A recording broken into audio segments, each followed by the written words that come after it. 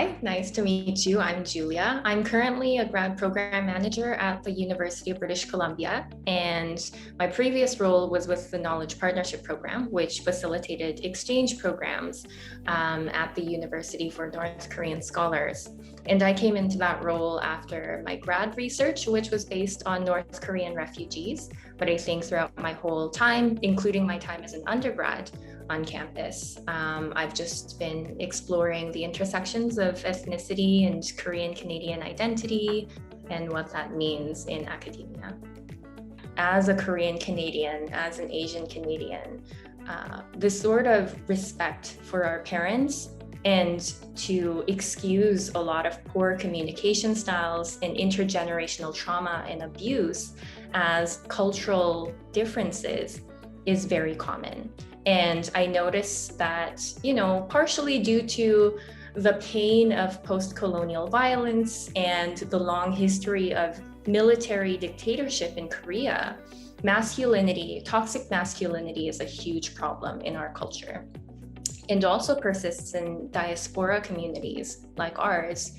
And I see myself as someone who has definitely been affected by that. And I don't quite see that our community is yet equipped to talk about the nuances of this, because again, in spaces like subtle Asian traits or subtle Korean traits on Facebook or Next Shark and other different outlets that have sort of popped up in the recent milieu to talk about Asian Canadian and Asian American experience, it's very much from a masculine perspective, very much from a good daughter, good son perspective, where they go back on their history and see their parents as a beacon and connection to their culture. So I think it's difficult for us to really confront these complexities right now. But yeah, I'm personally working through it and find this topic really interesting.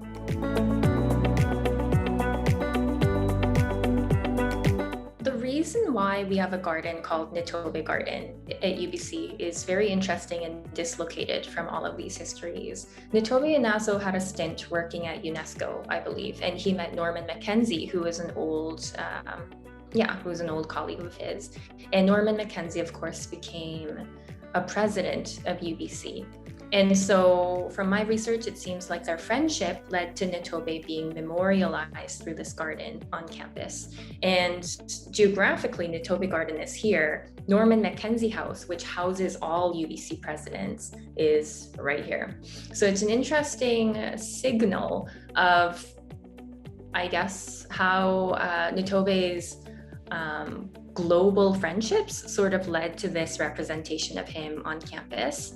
So the Nitobe event took place on March 2020, so right before the coronavirus. And that was based off of a paper that I wrote for a grad level Asia Studies course with Dr. Ross King, who is a Korea specialist at UBC. And that paper was on this interesting history of a man called Nitobe Inazo. Of course, Vancouverites would know that UBC has a very well-loved garden called Nitobe Garden. And I think if you've been a student there, a lot of people have gone there to find peace and see beautiful Asian architecture on campus. So all of this came about when I was a grad student at Oxford. A few years ago. I had not had any idea about Nitobe Inazo as a person until I was researching for my graduate thesis at the time. So I was in this grand British library and came upon a book about Korea, and I saw that it had been written by Nitobe Inazo.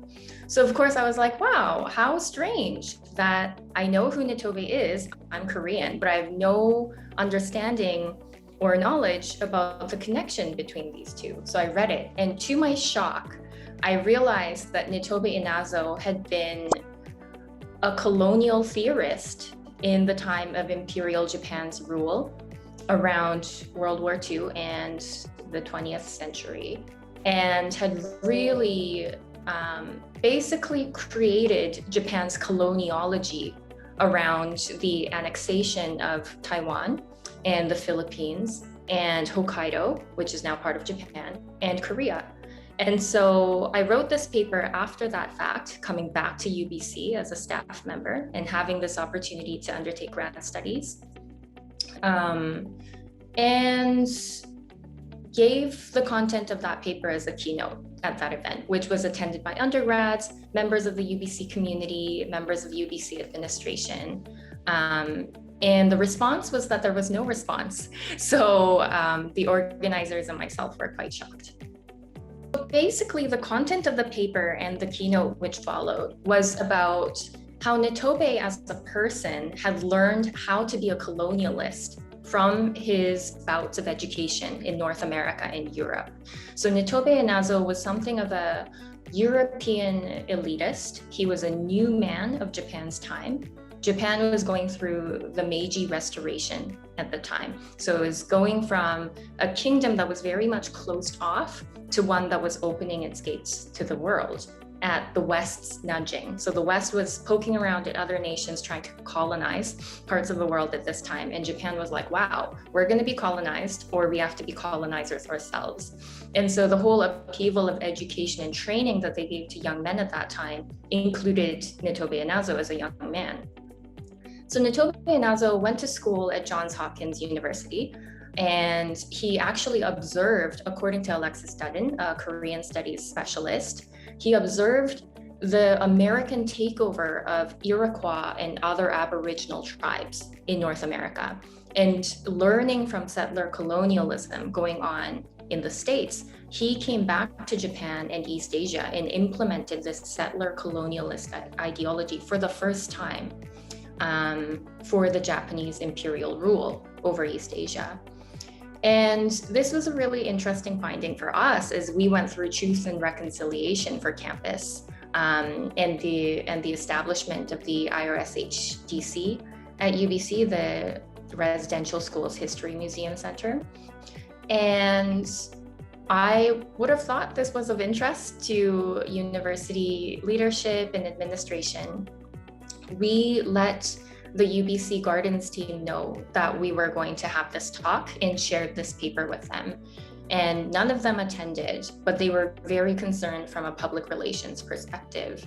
We noticed that the webpage, which includes information about Inazo Nitobe on UBC Botanical Gardens website, doesn't have any mention of this. Since this event, they have reached out to the Japanese Canadian community and have centered their discussions around Japanese Canadian internment and experience, which Nitobe also went through as an immigrant to Canada in his later years. But they have not taken up any conversations with people, with students and community members of Taiwanese, Korean, Filipinx, and other heritage that was affected by Japanese rule and affected by Inazo Nitobe's theories.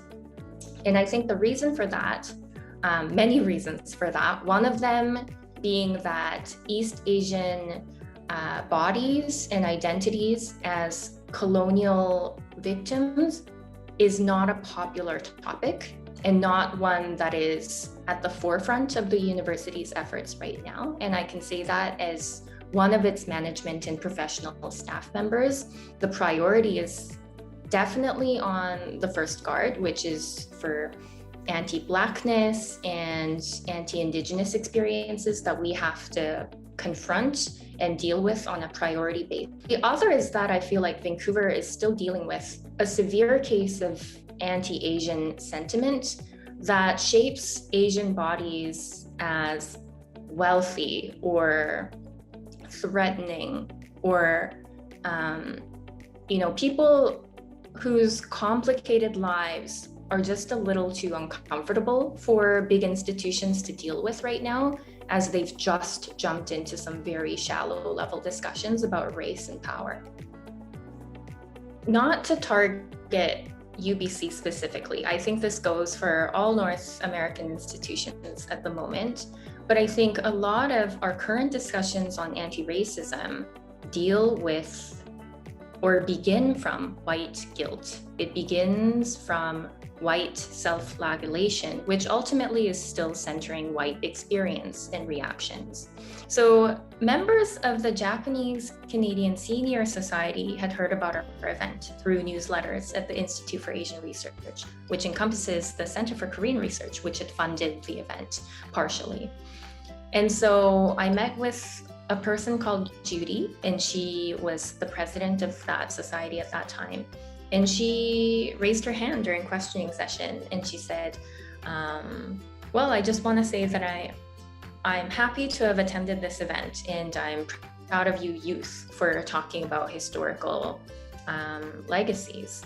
And that was a very warm sort of response from Judy as a representative of this community. We appreciated that they had come to represent their experience.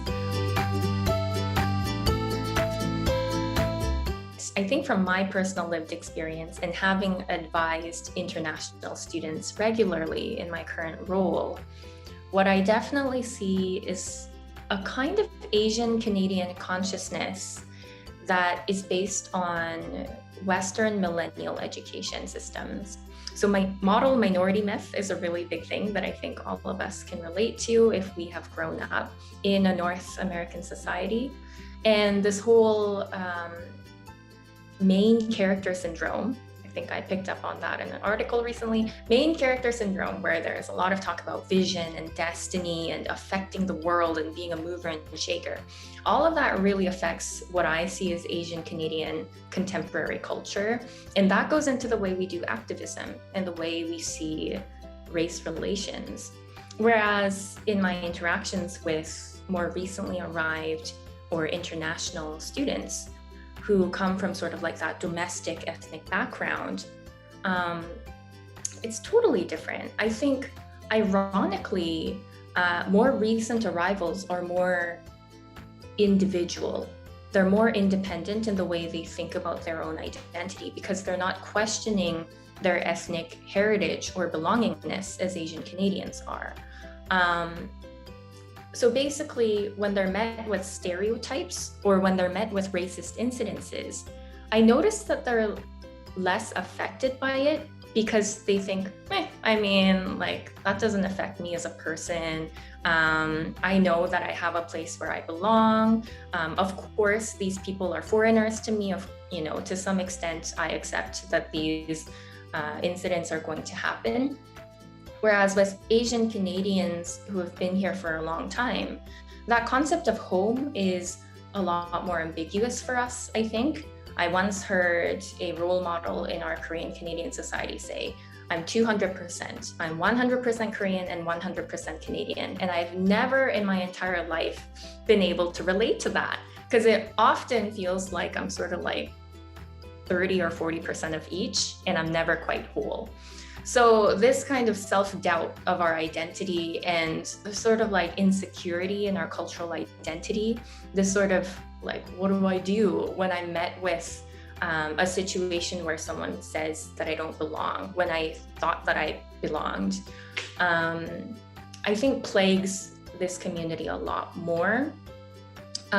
Meanwhile, something I've noticed about Asian Canadian activists in the anti-racist sphere or post-colonial discussions that I've been in is that a lot of Asian Canadians interested in this stuff don't advocate for themselves or their ethnic community, whereas recent arrivals are focused on that ethnic identity, their family, and themselves. Asian Canadian youth that I talk to regularly are constantly advocating for BLM. They're constantly advocating for Palestine. And oftentimes they have nothing to say about like anti-Asian racism. And that was something interesting that I found this season when we were talking about all of those things in one year. And I think that sort of comes from, again, Western education. We have internalized racism and we seldom talk about it because oftentimes we see racism from a white or Black perspective, which leaves us out, even when we ourselves have lived experience to draw on. So I don't know if that answers your question, but those are some thoughts that I've been having. Going back to internalized white experience, there is such great hubris in white experience in explaining, white-splaining other cultures that I think Korean Canadians themselves have taken on, where, all of us go through a period where we look back at the culture our parents have left behind and say, oh, Korea deals with so many societal issues. They wouldn't deal with that if they were in North America. They work so long, their gender norms are atrocious. The sexism is much worse there. They're so much more conservative. We went through that phase. I think, from my lived experience, one thing I definitely see is a generational divide. So in the Korean community, we heavily use, generational terms like second generation, 1.5 generation. I immigrated with my parents when I was 7. So I would be considered a 1.5 generation immigrant. So between first generation and second gen, and it's a vast majority of Korean Canadians that I've interacted with just because of immigration laws at the time and what happened with migration patterns at the time. And I think it's interesting that we don't actually have super whitewashed Korean Canadians as we would see in LA or otherwise. So perhaps generation has something to do with that. A lot of people are semi-bilingual, are interested in both cultures. A lot of people have made individual choices about what kind of Korean Canadian they want to be, and not necessarily in big groups. It's very much an individual choice. So maybe because our community is much smaller, maybe because the immigration history is a lot shorter, there is far less of dependable patterns there. But I think definitely, I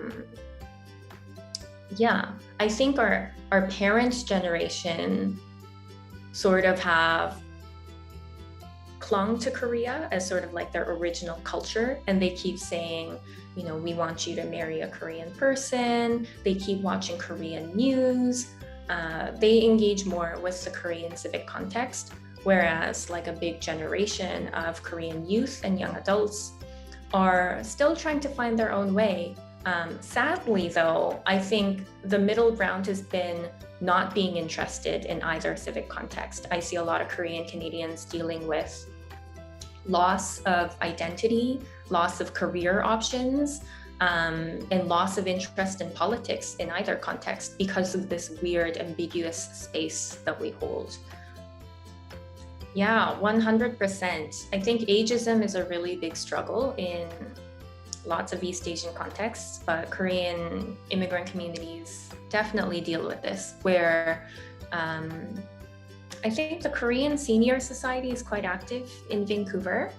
And Hyunggu, my partner for the Nitobe event, interacted a lot with this community. And what's interesting, I think, in all of our experiences with older Korean Canadian societal leaders is that young people, so teens to their 40s, I suppose, whenever they get involved, it's in the role of free labor. And so I think a lot of people who have things to say about Korean queerness or Korean academic experiences or Korean experiences in the current workforce, this is not being brought up or brought forward for funding in any tangible way. I think, why is that? Not quite sure myself. Maybe it's because we just don't have any time. We're busy. But yes, I think community-wise, it's very much skewed towards the older generation, which is interesting. I think that a lot of the values that we hold in Korean society, a lot of our conservative values come from the Neo-Confucian movement, which is not necessarily from Confucius's teachings. It's from a specific context of that time in the Joseon period in Korean history. And according to those teachings, men were the sky, women were the ground, parents, called the shots, kids just went along, et cetera, et cetera. And those values are definitely alive and present. But one thing I'd like to mention about migration and temporality is that, interestingly, I see migrant communities of Korean Canadians sort of frozen in time based on when the majority of these people left Korea. So Korea itself has sort of burgeoned and continued as a community and has furthered and experienced progress to our national values, whereas Korean migrant communities have sort of, clung to these values, these societal norms, which were the norm at the time that they moved. And I think those values are frozen in time as people cling to them and find it difficult to detangle them from Korean ethnic identity. So for example, if, kindness to elders and respect of elders was a thing, more of a thing in 1990 than it is today, or if hating feminism was more of a thing in 2000 than it is today, that gets continued with this reverence of Korean culture in immigrant communities, I find, which is why I think it's been a little more difficult to have the same sort of conversations, the vibrant, interesting, progressive conversations we've been having in Korean domestic contexts compared to how it is in diaspora communities.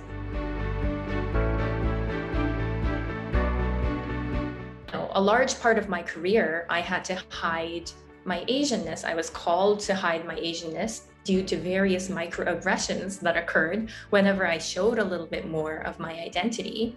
And then suddenly BLM happened in May, and then I was the only person who had been talking about racism and ethnic identity on the staff force. And so they were like, oh my gosh, we would like you to be your ethnic self now. We would like you to talk from your experience as an Asian woman, a BIPOC. And so that was a huge shift that I had to do. And it was very interesting, the level of code switching that everyone across the school did throughout this period. But ultimately, I think it's telling still when we talk about Chinese-Canadian relations, because we are a policy school, China comes up a lot.